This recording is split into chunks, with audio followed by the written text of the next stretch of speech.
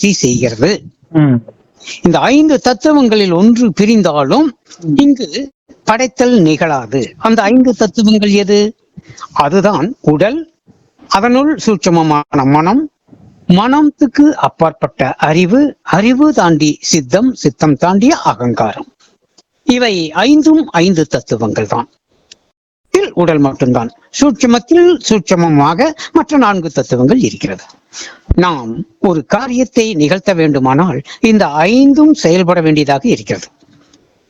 எப்படி என்றால், முதலில் அந்த ஒரு செயல்பாடு மனதில் கற்பனையாக்கப்பட்டு அது அறிவில் சேர்ந்து, அறிவு அதை பற்றி சிந்தித்து, சித்தம் அதை செயல்படுத்த தூண்டி, அதன் பிறகு உடல் மூலமாக செயலாக்கம் புரிந்து ஒன்றை உருவாக்கிய பிறகு அகங்காரம் தலை தூக்கி நிற்கிறது.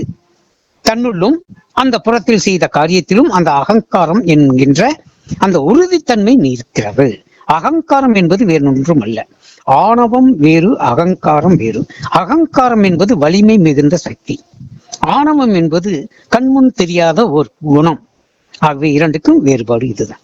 அப்படியானால் இந்த தூள உலகில் ஒரு காரியம் நிகழ்வதற்கு உடல், அதற்குள் இருக்கும் மனம், மனதும் கடந்த அறிவு, அறிவுக்கு அப்பாற்பட்ட சித்தம், சித்தம் கடந்த அகங்காரம், இந்த 5 தத்துவங்கள் தான் செயல் புரிகிறது. இது ஒரு காரியம் நிகழ்வதற்காக. அப்படியானால் இங்கே நாம் மாயை என்பது சக்தி என்றுதான் எடுத்துக்கொள்ள வேண்டும். அதிலிருந்து தோன்றிய சக்தி, பிரம்மத்திலிருந்து வெளிப்பட்ட சக்தி தான் ஈஸ்வர காரண சரீரமாக மலர்கிறது. அது இருந்து பிரிந்ததுதான் முக்குணம். இந்த 3 குணங்கள் சத்துவம், ரஜஸ், தமஸ், இந்த 3 குணங்களும் ஒன்றிலிருந்து ஒன்று தாழ்ந்த நிலை பெற்ற தன்மைக்குள் வருகிறது. சத்துவகுணம் உயர்தன்மையும், ரஜோகுணம் மத்தியம தன்மையும், தமோகுணம் தாழ்ந்த தன்மையும் கொண்டதாக இருக்கிறது. அதாவது சூட்சுமத்தன்மைகளில் எப்படி என்றால், சத்துவம் அதிசூட்சுமம், ரஜோகுணம் மத்தியம சூட்சுமம், தமோகுணம் அதம சூட்சுமம், இப்படித்தான் சொல்லப்படுகிறது. இந்த சக்திகள் செயல்படும் பொழுது அதற்கான ஒரு உருவத்தை இந்த துவைத பாவனையில் உருவாக்கினார்கள். அதுதான் எளியவர்களும் எளிய முறையில் புரிந்து கொள்வதற்காக ஈஸ்வர காரண சரீரத்தில் சத்துவ குணத்தில் சத்துவம் தலை தூக்க வெளிப்பட்டதுதான் படைக்கும் தொழில் செய்யும் விஷ்ணு. அதாவது அது என்ன சொல்லப்படுகிறது என்றால், இங்கு துவைத பாவனையில் வரும்பொழுது விஷ்ணு எனும் சக்தி காக்கும் கடவுளாக கூறப்படுகிறது. ஆனால் இந்த ஈஸ்வர காரண சரீரத்தில் வேதங்கள் அப்படித்தான் சொல்கிறது. ஈஸ்வர காரண சரீரத்தில் சத்துவ குணத்தில் சத்துவம் மேலோங்க முதலில் பிறந்தது விஷ்ணு. அவருடைய தொப்புளில் இருந்துதான் பிரம்மதேவன் பிறக்கிறார் என்பதுதானே நாம் இது புராணங்களில் பார்ப்பது. ஆகவே சத்துவகுணத்தில் சத்துவகுண மேலோங்க அந்த சக்தி தான் விஷ்ணு. அதில் இருந்து இரண்டாவது மத்தியம நிலையில் ரஜோகுணம் உற்பத்தி ஆகிறது. சத்துவத்தில் ரஜஸ் தலை தூக்கும் பொழுது பிரம்மதேவன் உருவாகிறார். அதுவும் ஒரு இறை சக்தியாக கூறப்படுகிறது. இதுவெல்லாம் மாயையிலிருந்து வெளிப்படும் மகா சக்திகள். அந்த ரஜோகுணத்தில் இருந்தால்தான் ஒரு செயல் செய்ய முடியும். நன்றாக கவனியுங்கள். நாம் இந்த உலகில் ரஜோகுண மாயையில் இருக்கும் பொழுதுதான் அதிவேகமான செயல்பாடுகள் நிகழ்கிறது. சத்துவ குணத்தில் இருக்கும் பொழுது அமைதி, அன்பு, பொறுமை, சகிப்புத்தன்மையோடு அந்த செயல் மந்தமாகத்தான் இருக்கும். ஆனால் ரஜோகுணம் தலை தூக்கினால் வேகம், விவேகம், சுறுசுறுப்பு, அதி வேகமான தன்மை எல்லாமே வரும். ஆனால் அதை விட்டு அடுத்த குணம் தமோகுணம் தலை தூக்கும் பொழுது சோம்பல், மதிமயக்கம், சலிப்பு இதுவெல்லாம் தலை தூக்கும்.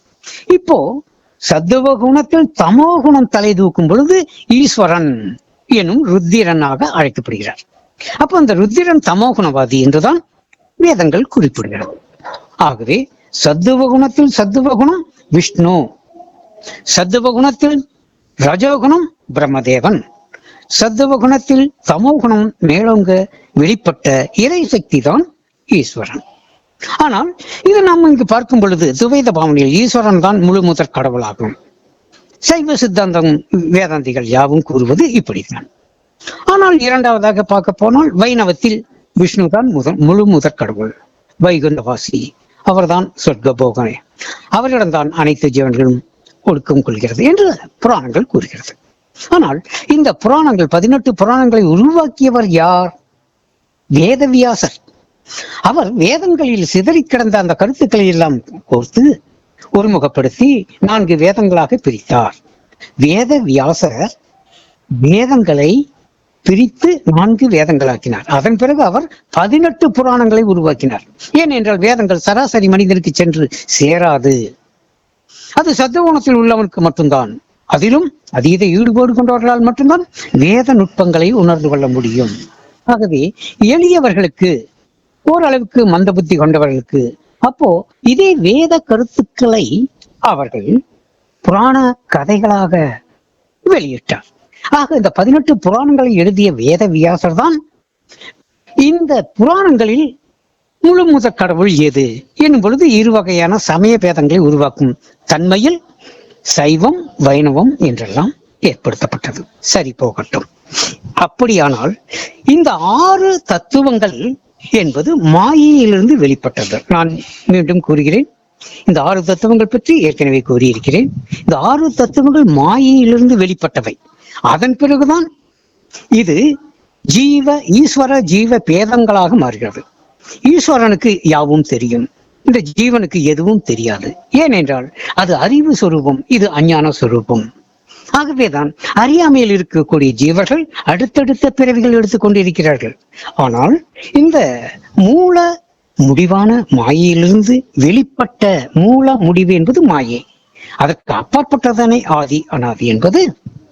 அந்த ஆதியில் இருந்து தோன்றியது தானே அனாதியான 6 தத்துவங்கள். அதுவே பிற்காலத்தில் 96 தத்துவங்களாக பரிணமிக்கிறது.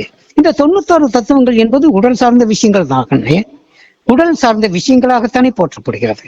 ஆகவே 6 தத்துவங்கள் 96 தத்துவங்கள் ஆகிறது. அதையே 24 தத்துவங்களாகவும் கூறப்படுகிறது. ஆகவே இடத்திற்கு தக்கவாறு இதனுடைய சுருக்கங்கள் கூறப்படுகிறது, அவ்வளவுதான். ஆகவே இந்த தத்துவங்கள் என்பது எல்லாமே எதிலிருந்து வெளிப்பட்டவை? மாயையிலிருந்து வெளிப்பட்டவை.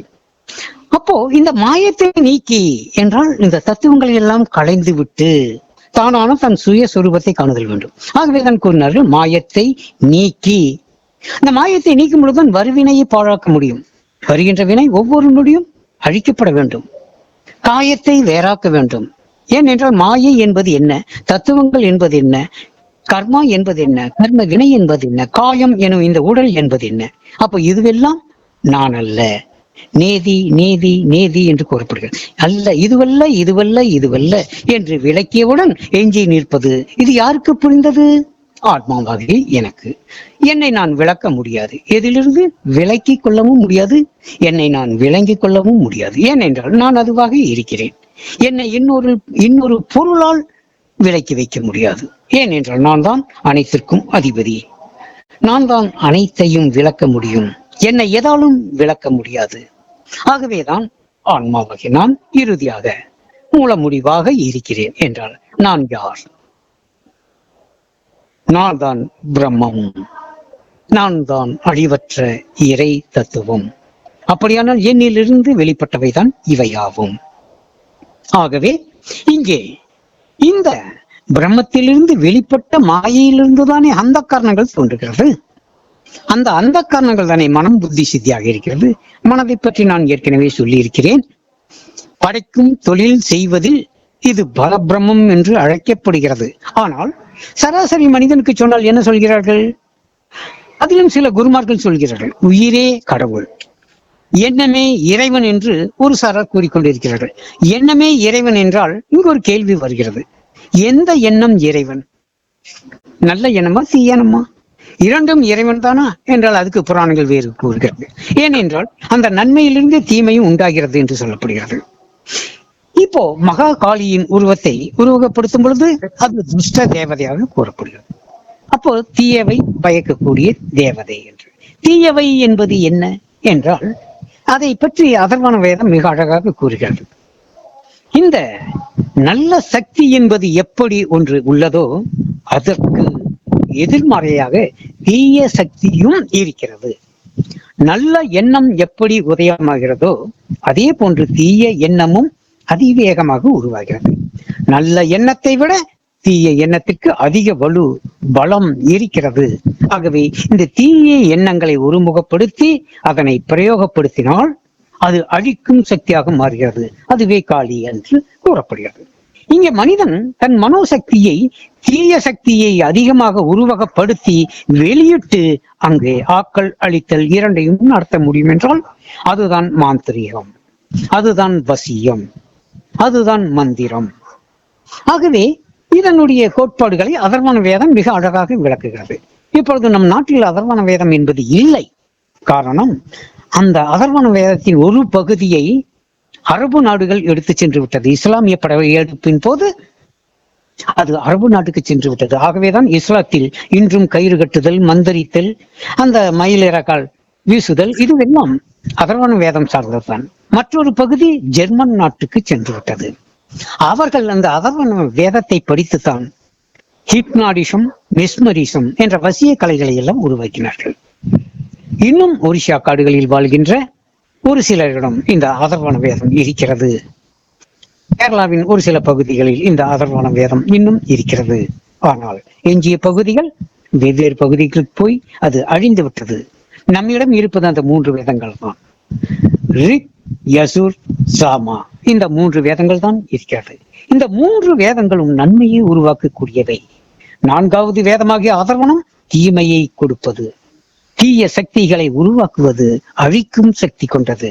ஆகவேதான் ருத்திரன் எனும் சக்தி கொண்ட அந்த ஈஸ்வரனுக்கு பெயர் இந்த தமோகுணமாயை கொண்ட சக்தியாக இருக்கிறது என்பதை உருவகப்படுத்தினார். ஆகவே இதுவெல்லாம் புரிகிறதா? இதுவெல்லாம் மாயை தத்துவங்கள். நாம் இந்த மாயைக்குள் தான் புனரபி ஜனனம், புனரபி மரணம் என வாழ்ந்து கொண்டு வருகிறோம். ஆகவே இந்த மாயைக்கு அப்பாற்பட்டதுதான் ஆன்மஸ்வரூபம். ஆன்மஸ்வரூபம் என ஒன்று இருந்தால் ஏன் தெரியவில்லை என்றால் இந்த மாயை மறைத்து கொண்டிருக்கிறது. நான் ஆன்மாதான் என்றால் ஏன் என்னை தெரியவில்லை என்றால் என்னை மறைத்து கொண்டிருப்பது மாயை. இந்த மாயை தான் உடலாக, மனமாக, குணமாக, அந்த கரணங்களாக, இந்த பஞ்சபூத பஞ்சீகரணங்களாக, பிராணனின் தசவாயுக்களாக,